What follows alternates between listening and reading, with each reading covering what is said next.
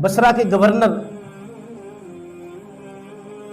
حضرت عبداللہ بن عمر، حضرت عمر کے صاحبزادے ہیں، حضرت عبید اللہ بن عمر، یہ دونوں تو کچھ بصرہ میں مال غنیمت اکٹھا ہوتا ہے جو کہ بیت المال میں جمع کروانا ہوتا ہے. کہتے ہیں کہ چلو آپ مدینہ جا رہے ہیں، یہ اشرفیہ اکٹھی ہوئی ہیں، بیت المال میں آپ جمع کروا دینا.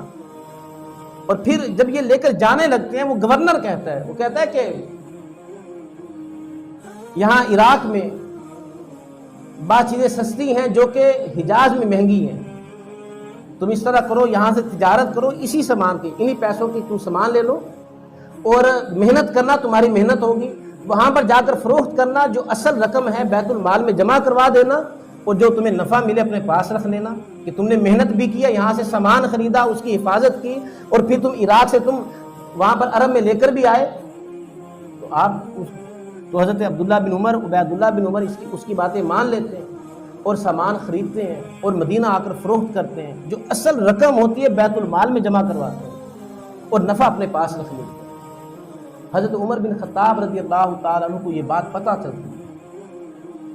آپ کہتے ہیں چونکہ یہ مال بیت المال کا تھا، تم نے اس مال سے کمائی حاصل کی ہے، اس پر تمہارا کوئی حق نہیں ہے، جو نفع ہے وہ بھی بیت المال میں جمع کرو. کہ دلوں میں خدا کا خوف تھا کہ کل قیامت کے دن ہمیں اس کا حساب دینا پڑے گا. اور یہی وجہ تھی آپ جب بھی کسی علاقے پر کسی گورنر کو بھیجتے، عہدہ دیتے، اسے یہ نصیحت کرتے، کہتے کہ باریک لباس نہیں پہننا. اب سخت گرمی بھی ہے، اس نے باریک لباس نہیں پہننا.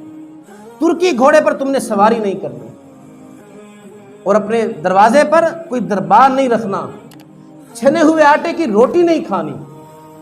یہ آپ نصیحتیں کرتے اس لیے کہ حکمران یہ خود سچے تھے، ان کے اندر کوئی کرپشن نہیں تھی، کوئی دھوکہ نہیں تھا، کوئی دنیا داری نہیں تھی، کوئی بیت المال کا حصہ اپنے پاس نہیں رکھا تھا، کوئی جو تحائف آتے وہ اپنے پاس نہیں رکھے تھے. حکمران تو اپنے پاس رکھ لیتے.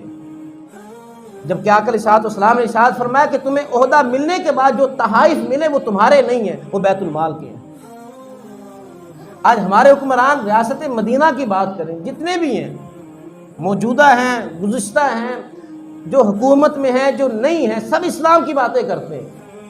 لیکن اسلام کیا کہتا ہے؟ آقا علیہ الصلوۃ والسلام کی طرز زندگی دیکھیں، سیدنا صدیق اکبر رضی اللہ تعالیٰ عنہ کا طرز عمل دیکھیں، حضرت عمر فاروق رضی اللہ تعالیٰ عنہ کا طرز عمل دیکھیں.